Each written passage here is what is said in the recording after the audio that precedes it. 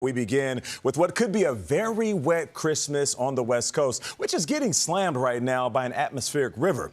Now, we've seen heavy snow in the mountains and days of rain at lower altitudes. I mean, it is so bad in parts of L.A. that they are now under evacuation orders due to potential flooding. CBS News meteorologist Rob Marciano has the story.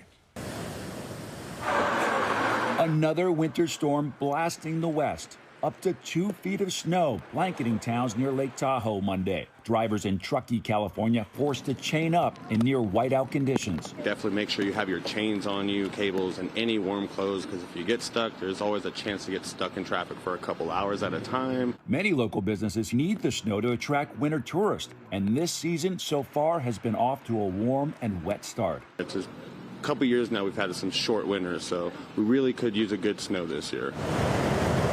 The storm stemming from a series of atmospheric rivers drenching much of the West Coast. I mean, this is like an unprecedented amount of water for this area. There are homes that are definitely in danger of being swept away. Over the weekend, up to 16 inches of rain inundating parts of Northern California and killing at least one person.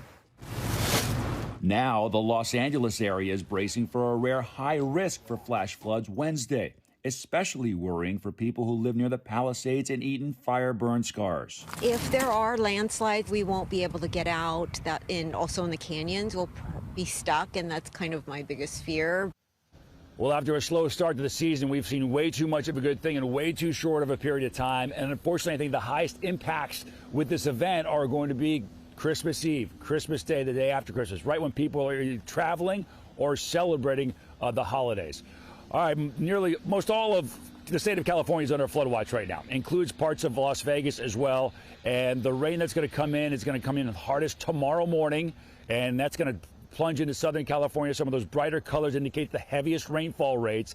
A bit of a break and then another round coming in during the day on Christmas Day itself. This will turn to snow above 5,000 to 6,000 feet, but a high risk area has been issued, and that's a rare thing for us to see, and that indicates that the impacts are likely to be high, especially near those burn scar areas. How much rainfall do we expect to see? 4 to 8 inches on top of what we've already seen, potentially higher than that in some of the mountainous areas. And above about 6,000 feet, we'll see 3 to 6 feet of snow, which they desperately need at the ski resorts. But that also means that traveling over the passes is going to be absolutely treacherous. All right, traveling by air, the airports there today and tomorrow and on Christmas Day are going to be slowing down. Las Vegas, San Francisco, Los Angeles as well.